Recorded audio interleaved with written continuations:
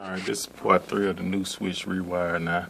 And it's basically you just wire in your low voltage, then your highs, and these are the 2 fan speeds coming in. And that is basically it. One for your heating, one for the summer. Your high speed, medium speed on your motor.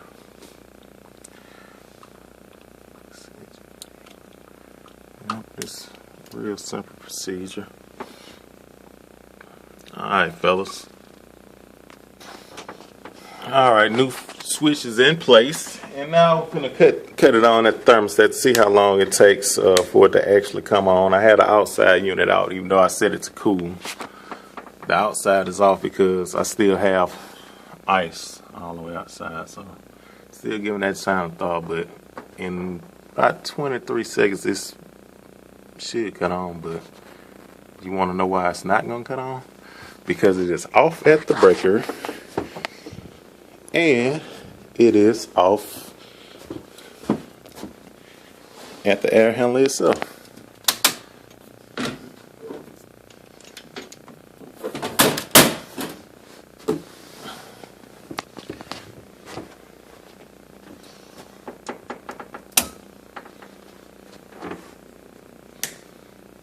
So in about 1 to 25 seconds it should come on. Normally it's about 13 at the halfway point.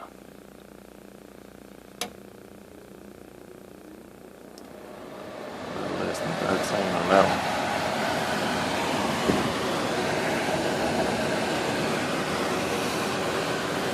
one. So what I normally do is to de-ice that coil, I let the fan run by itself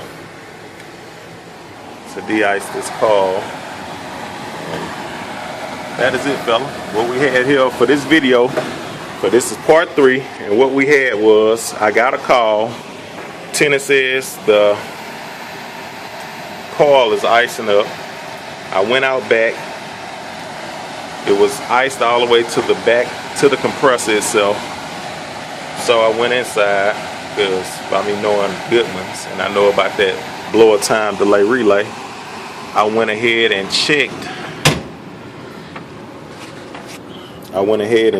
The relay itself, and when I walked inside, I didn't hear the fan running, even though on the thermostat it was set to cool, and the temperature was set at 70 degrees, and in this apartment it's above 80 degrees. So by me not hearing the fan, I kind of figured it was this blower time delay relay. For those new in the field, and I only been in the field for a few years now, so I'm a newbie. That's why I call upon the guys who've been out here for 20 years and better, like Steve Lav, Israel HVAC, Talent 875, Fritz Rochester, NLB, all those guys. Even though NLB, he did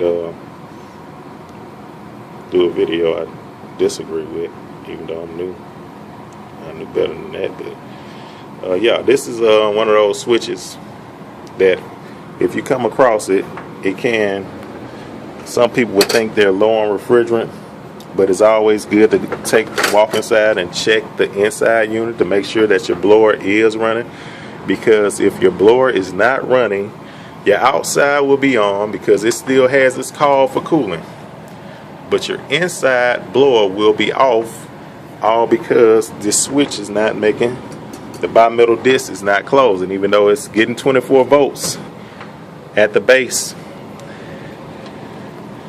But it's not, the disc has not closed so that the 24 will activate your high voltage to bring your blower on. Here's your little wiring diagram. Probably can't see it too well, but right here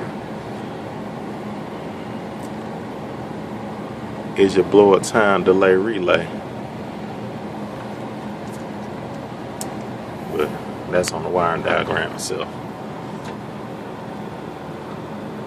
But yeah, what went on was the blower was not on and the outside was still running, which was causing the coil to ice over because you have no heat exchange. No warm air is blowing over the coil to turn your refrigerant into a vapor and keep your refrigeration cycle going.